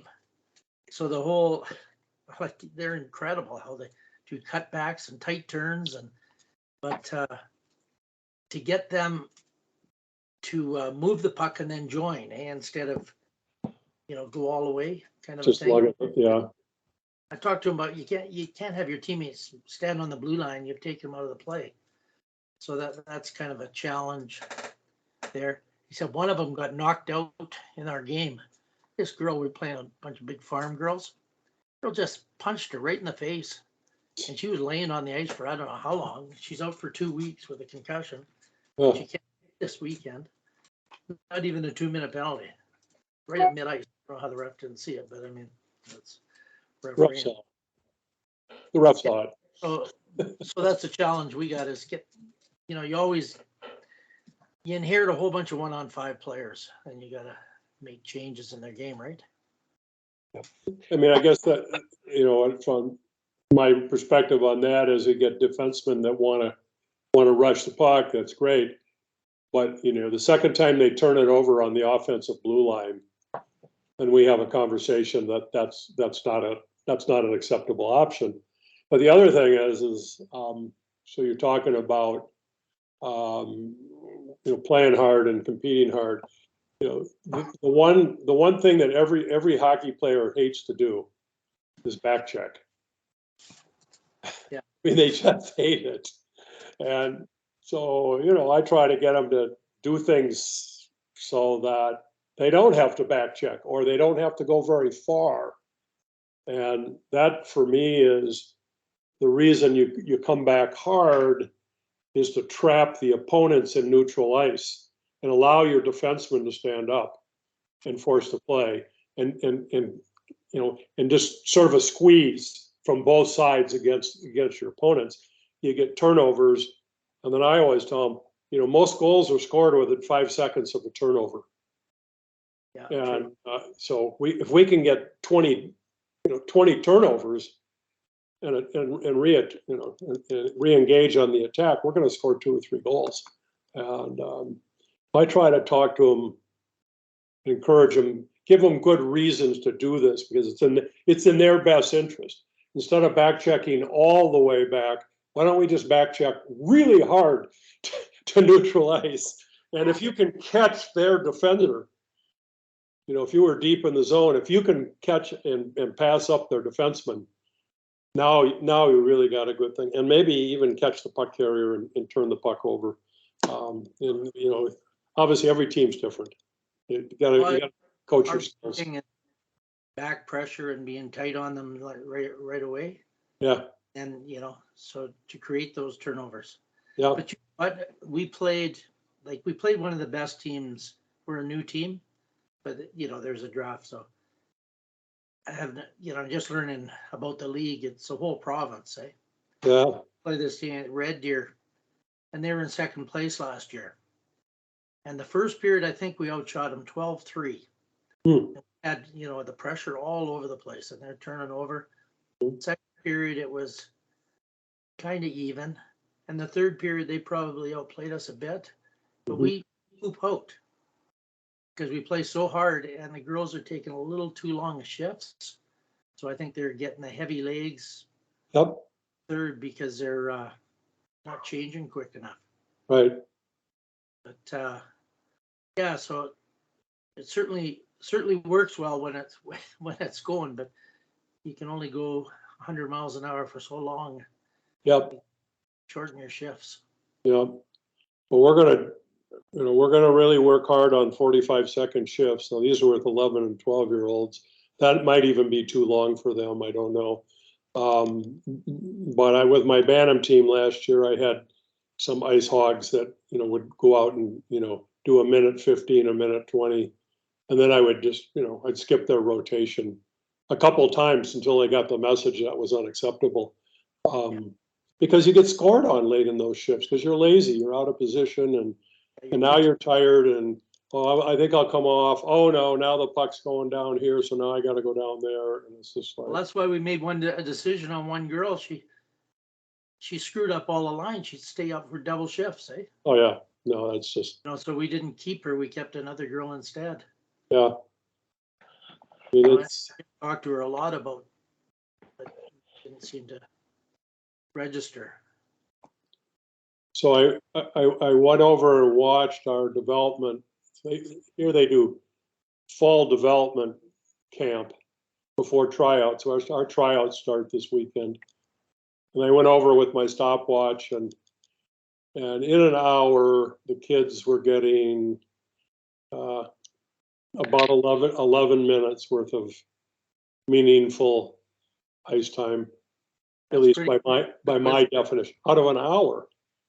Yeah, they're pretty consistent with Erkka Westerlund, the studies in Finland.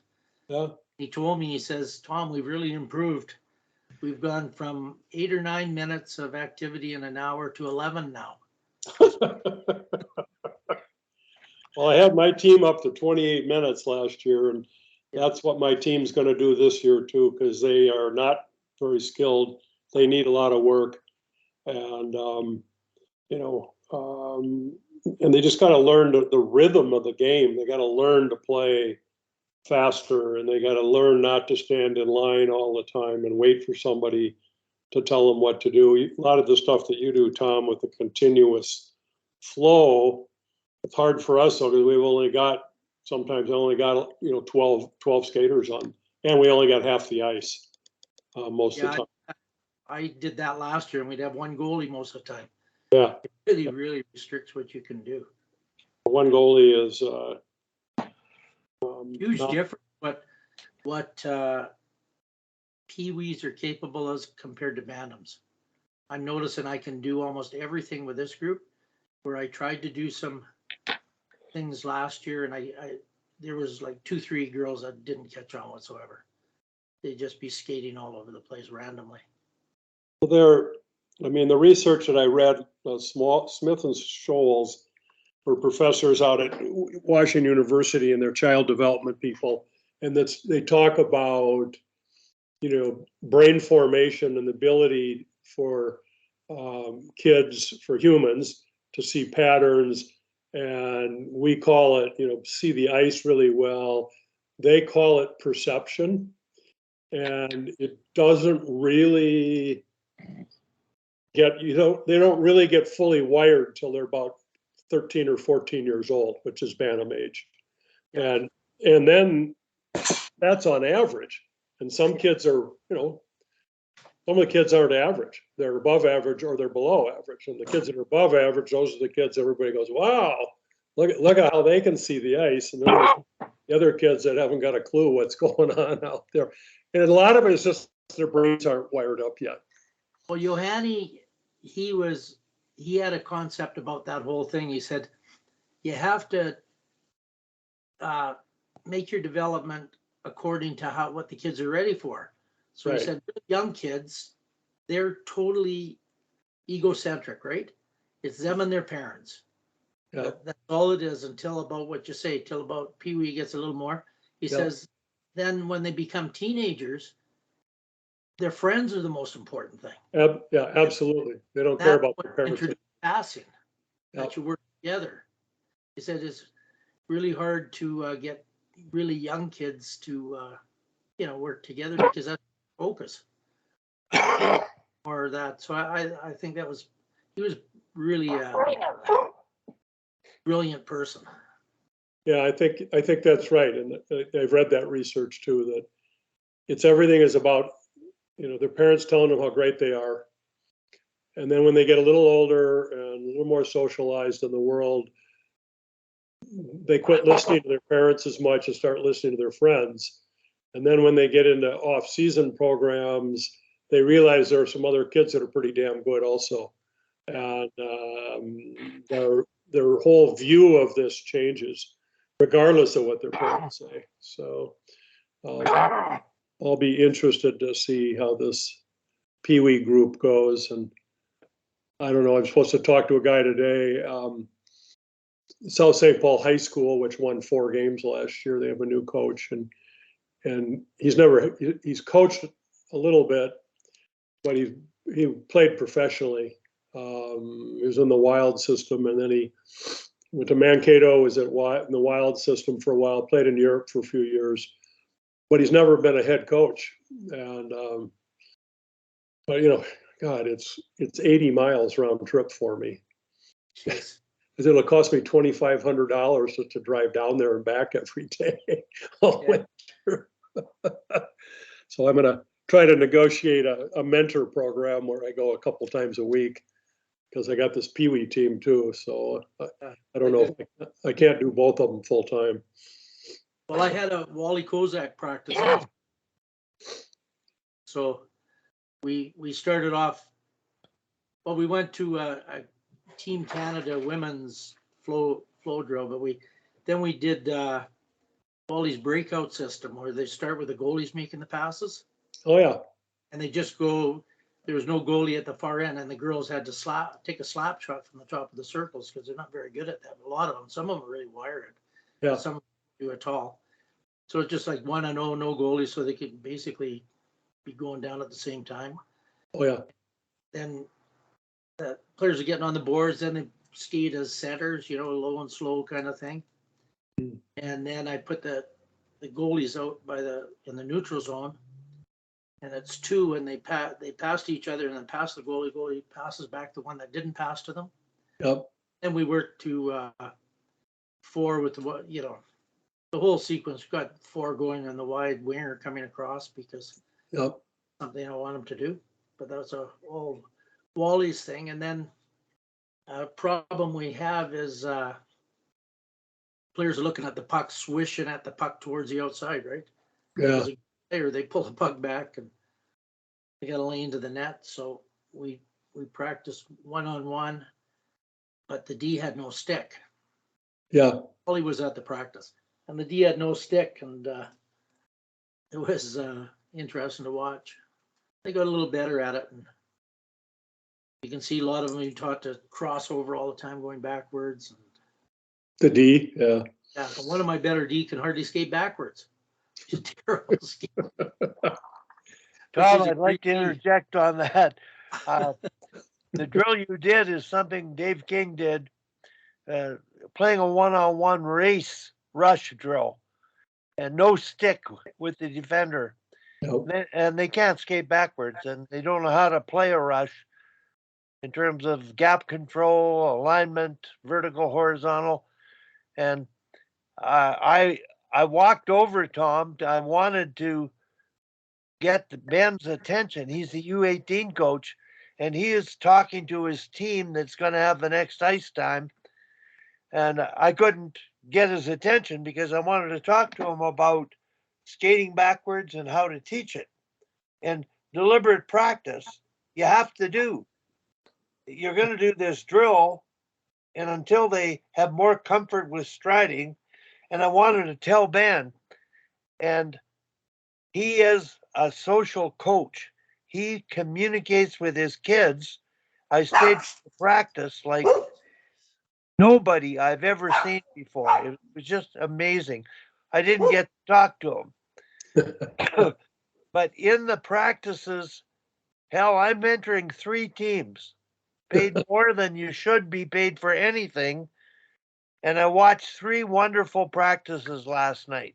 Great. Your practice, how many minutes would you say of puck time did they have? Oh, 35, 40? I wouldn't doubt it in 75, yeah. It was high. And the same thing with the U18 practice at the end. I've never seen any drill that he ran before. High tempo, high tactical purpose, skill purpose, high activity, compete, situational. It was amazing to me. And I would have to say the same thing because there was so much activity that 30 minutes or above of, the puck touches are one thing when you get the puck, but the skating and timing and movement in real situations, it really was a great practice. Both were great. Now, the first practice, it might have had maybe 12 minutes, but they did deliberate teaching of shooting off the front foot that I've never seen before. I've always wondered, how do you teach shooting off the front foot? And they did some deliberate practice of 3-on-0 cycling. They took time to cover tactical concepts, individual tactical shooting skills, and they didn't have the same level of intensity and touches and repetitions. It's going to be interesting to see how this practice sequencing over the course of the year transpires in terms of results. I'm more of a teacher coach. My puck touch max might be 8 minutes, but a lot of team play, thinking, free skating, but the person with the puck wouldn't be moving it as much. So I'm really looking forward to the year. I wanted to talk about the 3 practices, Tom, so I can edit this comment out and share it with the girls hockey people because everybody's different. We have 2 coaches, hell, both practice harder and compete more than anybody I've ever seen at any level at their practices. And that's going to be reflected in games. Oh, So I'm sitting here saying, we've got these a wonderful mosaic of practices occurring. People have volunteered their time, that have prepared and planned. Their hearts are put into it. And I get a chance to watch it. And I appreciate there is no right way. It's your way that you have to adapt to suit your needs and the audience you've got. Right. So I wanted to mention you made that point about brain formation and the age. Yeah. And I tend to think that's not, while they may research and try to prove it, I really think that they can think better sooner. They can figure things out sooner, conceptualize sooner. And we've always been taught hockey sense, you have to wait till they're 13 or 14 or 15. Mm-hmm. I really have come to realize years ago with P3 working with novice forecheck, Mm-hmm. spread out, and just give them a picture to play within. They get the picture, they play within it. The picture is the concept of space and their place in the space. Yep. Get it? It's not rocket science. Right. And the game isn't really rocket science, it's common sense. Right. It's fairly simple. And I think the simpler we can keep it, so they play it and enjoy it and understand it, I think the results will come. I agree. I mean, I do agree with you on it. It's, I'll see how, again, every group is different, right? I mean, if you've got a higher skilled group, the physical skills, meaning the skating skills and the puck handling skills, then you don't have to work so hard mentally to play the game. You can play the game at a different level, right?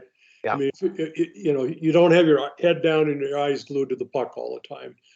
If you do that, you can't see what's going on around you. You get the skating skills, confidence. You get, where you can. We've already got them cutting their sticks down, so they're not using big long sticks. And once they get that confidence, then they can actually go to a whole nother level in their brain through their eyes to start making better decisions with the puck. Because it's like driving a car, right? I mean, when you start, you're really worried and you're trying to understand the environment you're in. But once you get it, it just runs in the background, and you can drive to wherever you need to go. And it's not front of mind. It's going on in your subconscious, and that's what we want to get these kids to do skill wise, so they can then start to react to all of the stuff that's going on in their environment, short, intermediate, and long-term threats and opportunities. But you got to have that confidence and that skill to, and as a coach, I think you have to coach to whatever skill sets that they have. Yeah. And I've always said it, because the number one thing you can do to make your team better by the end of the season, a lot better, is teach them to skate better during the season. Yeah. Yeah, that's the number one skill, right? Especially with youth players. And so most teams don't do that. Yeah. They jump right into drills, and the drills are okay, and but they don't become better skaters. My teams all become much better skaters by the end of the season, and as a result, they play better. Yeah. So, anyways, I got to run too, guys. I'm sorry I'm late. I have a conflict. Okay. Every other Thursday with a client deal I am helping them with. So, thanks very much, Al. I appreciate you guys. It's just so awesome. Okay. Keep swimming. Okay. Yeah. Send you the PDF of our practice last night. I think it's I'd love to see it. That'd be great. okay. Okay, Al, take care. Thanks for sharing. Tom, I got an email last night. An email was sent to the head coaches, and Jim got it, and he passed it on to the team. and this may have been a reply from one of your parents, but it could have been from any other team. I want to read it to you because I only have 2 replies so far, and it's to set up that mission statement exercise. So this is from a mother. I must admit that I defer all things hockey to my daughter. Even though I am a hockey mom, I hold the role of support staff, nutrition, sleep, homework, and emotional support. The only thing I would change from last year is that my daughter comes out of the dressing room happier than she did last year, and that communication brackets, constructive criticism included from coaching staff. As long as she knows where she stands, she's happy, and so am I. What does that mean to you, Tom? Well, she wants a good experience, I guess. Yeah. Anyway, I'm sorting these things out and hoping to put them into use at the mission statement exercise. And I got a feeling I know who, because we saw the evaluations from the other coaches from last year. Yeah. And one player wasn't praised very much by her coach. Yeah. Who is probably our best player. So maybe that's who it, that's what I'm guessing. I got another email today, and they sent not one of our team, somebody that's around GHC, and I guess one of our girls finds it too much because she's also an elite athlete in another sport. Yeah, you mentioned that earlier. Yeah, we're going 5 times a week, and she's probably doing the same with another sport. Yeah. I'm guessing it's speed skating. Yeah. But I'm sure. And she just thinks it's too much for her and doesn't want to play. So I replied to the person, said I was sad to hear that, and hopefully decisions made sooner than later so we can make adjustments. Yeah, you can't be multi-sport in elite hockey. No, like we go 5 times, and then we're going to Kelowna in 2 weekends from now. Yeah. I just got a notice about that. So, I mean, she'd miss 4 days of the other, and yeah. I'm just guessing who it is, but I could be totally wrong. But I don't know. Yeah.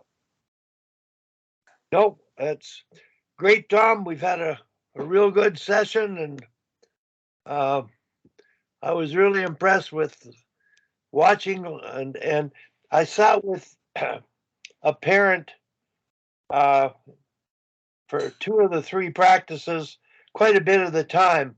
Really knowledgeable hockey parent. One guy was on the national lacrosse team. His daughter's playing hockey, so he understood what we talk about, like on this call, and it's really rewarding to hear them and see my role now mingling with parents like that. After this mission statement, it'll just be a lot more support from the parents, and that I think is going to pay off in spades down the road. So looking forward to doing that exercise. I think we booked it on the 2nd, Tom. Hopefully all 3 staffs can be there at Father Bauer, but I think my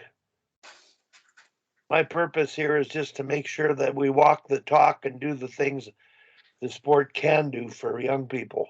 So keep up the good work. Stay in touch. I'm not sure when I'll get to see you next, but keep sending me your drills. I file them away. I do look at your packages, and I asked Ben to share his because there's not many drills I haven't seen. Well, I haven't seen any one of his, so yeah, really good. Take care, Tom. All right, see you, Wally. Maybe if we get a bus, maybe you could go to Kelowna with us. Well, let me know the dates. I'll take you up on it. The 6th to 9th. 2 Okay, weekends. I'll check my calendar. All right, But, we might not be getting a bus, so who knows? okay. Bye-bye. Okay.